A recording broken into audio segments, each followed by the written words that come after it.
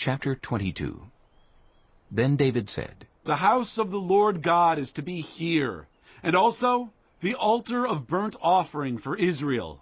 So David gave orders to assemble the foreigners residing in Israel, and from among them he appointed stone cutters to prepare dressed stone for building the house of God. He provided a large amount of iron to make nails for the doors of the gateways and for the fittings, and more bronze than could be weighed. He also provided more cedar logs than could be counted, for the Sidonians and Tyrians had brought large numbers of them to David. David said, My son Solomon is young and inexperienced, and the house to be built for the Lord should be of great magnificence and fame and splendor in the sight of all the nations. Therefore, I will make preparations for it. So David made extensive preparations before his death.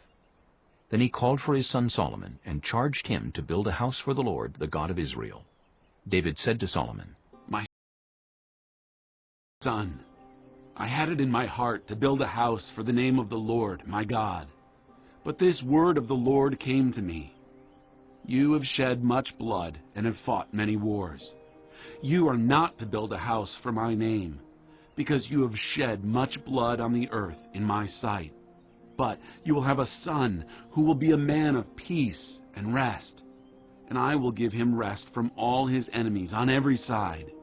His name will be Solomon, and I will grant Israel peace and quiet during his reign. He is the one who will build a house for my name.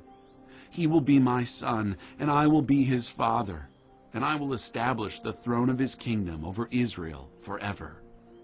Now, my son, the Lord be with you, and may you have success and build the house of the Lord your God, as he said you would.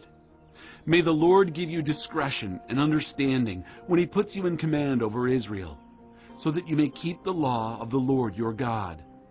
Then you will have success if you are careful to observe the decrees and laws that the Lord gave Moses for Israel. Be strong and courageous. Do not be afraid or discouraged. I have taken great pains to provide for the temple of the Lord 100,000 talents of gold, 1,000,000 talents of silver, quantities of bronze and iron too great to be weighed, and wood and stone.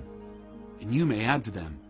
You have many workers, stone cutters, masons, and carpenters, as well as those skilled in every kind of work, in gold and silver, bronze and iron, craftsmen beyond number. Now begin the work, and the Lord be with you. Then David ordered all the leaders of Israel to help his son Solomon. He said to them, Is not the Lord your God with you? And has he not granted you rest on every side? For he has given the inhabitants of the land into my hands, and the land is subject to the Lord and to his people. Now devote your heart and soul to seeking the Lord your God. Begin to build the sanctuary of the Lord God, so that you may bring the ark of the covenant of the Lord and the sacred articles belonging to God into the temple that will be built for the name of the Lord.